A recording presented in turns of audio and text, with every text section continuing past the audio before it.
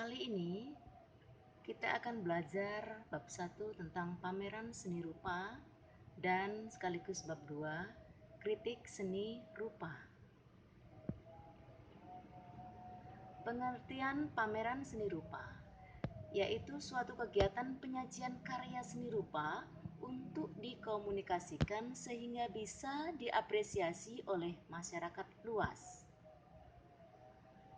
Jenis-jenis pameran.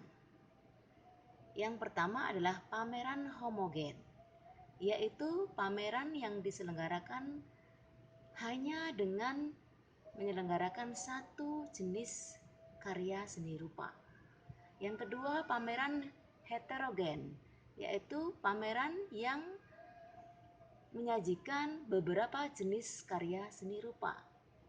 Yang ketiga, pameran tunggal, yaitu pameran yang diselenggarakan oleh satu orang seniman. Kemudian pameran kelompok adalah pameran yang diselenggarakan oleh gabungan beberapa orang seniman.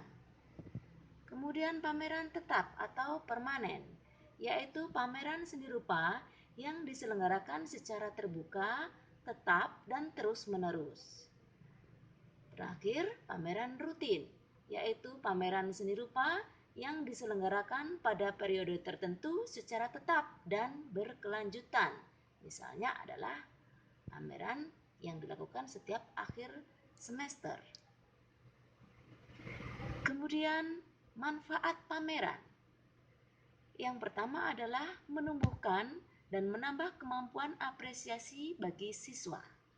Yang kedua, melatih bekerja sama dan bertanggung jawab, karena dalam pameran itu siswa dilatih dalam organisasi kepanitiaan pameran.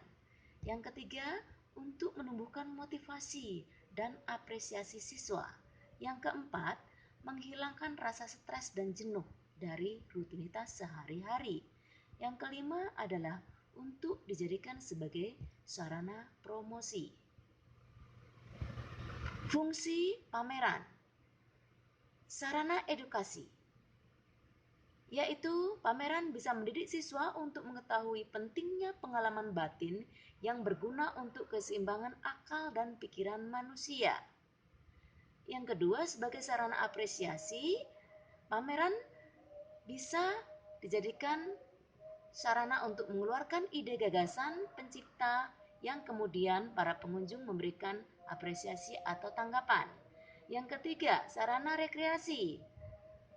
Pameran bisa merelaksasi pikiran dan menghilangkan kejenuhan. Yang keempat adalah sebagai sarana prestasi, yang mana pameran menjadi ajang kompetisi bagi para siswa atau para seniman. Unsur-unsur pameran.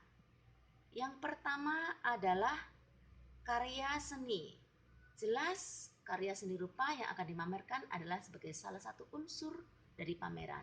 Yang kedua, panel atau sketsel, yaitu suatu standar display atau box untuk memajang karya seni yang akan dipamerkan. Kemudian ada dekorasi sebagai perlengkapan untuk menyajikan karya seni agar terlihat lebih indah. Kemudian ada sound system sebagai sarana audio yang diperlukan untuk menciptakan suasana nyaman bagi para pengunjung pameran. Kemudian ada label karya yang digunakan untuk menulis identitas judul, pencipta, teknik, dan tahun penciptaan, dan ditempel di dekat karya seni yang dipamerkan. Kemudian ada katalog sebagai lembaran petunjuk yang berisi tentang penyelenggaraan pameran. Kemudian ada buku tamu yang nantinya akan diisi oleh para pengunjung pameran. Kemudian terakhir adalah buku pesan atau kesan. Buku ini digunakan untuk mengetahui tanggapan pengunjung terhadap karya yang dipamerkan, atau bisa dibilang sebagai media komunikasi antara seniman dan apresiator. Tahapan penyelenggaraan pameran. Ada 4 tahap. Yang pertama adalah perencanaan. Di dalam perencanaan ini meliputi mempersiapkan tema atau menentukan tema pameran dan rencana pameran. Yang kedua adalah tahap persiapan, yaitu mempersiapkan segala sesuatu yang telah direncanakan. Yang ketiga adalah saat tibanya penyelenggaraan sebuah pameran yang mana telah dipersiapkan sebelumnya oleh kepanitiaan pameran. Yang terakhir adalah evaluasi. Setelah pelaksanaan pameran, maka akan diadakan laporan pertanggungjawaban dari kepanitiaan pameran, kemudian nanti akan ada pembubaran panitia.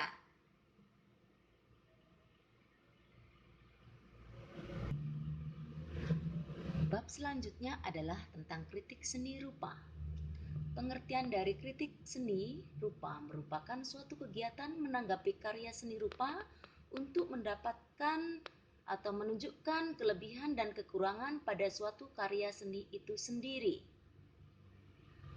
Kemudian adalah jenis-jenis dari kritik seni rupa.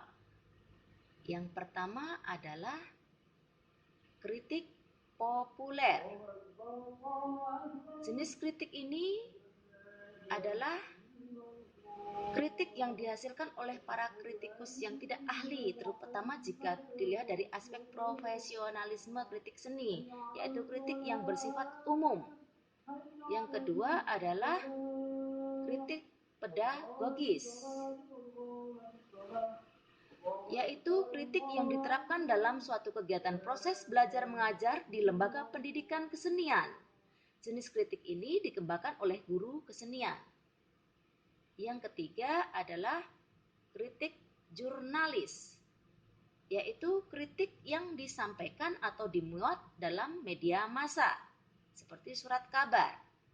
Yang keempat adalah kritik ilmiah.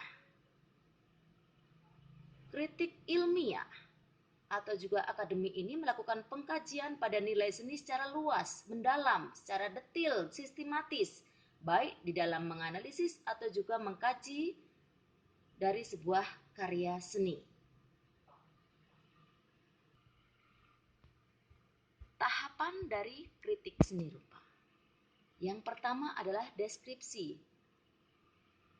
Deskripsi ini adalah tahapan kritik untuk mencatat atau juga mendeskripsikan segala sesuatu yang bisa dilihat apa adanya, serta tidak berusaha untuk melakukan analisis atau juga dapat mengambil kesimpulan.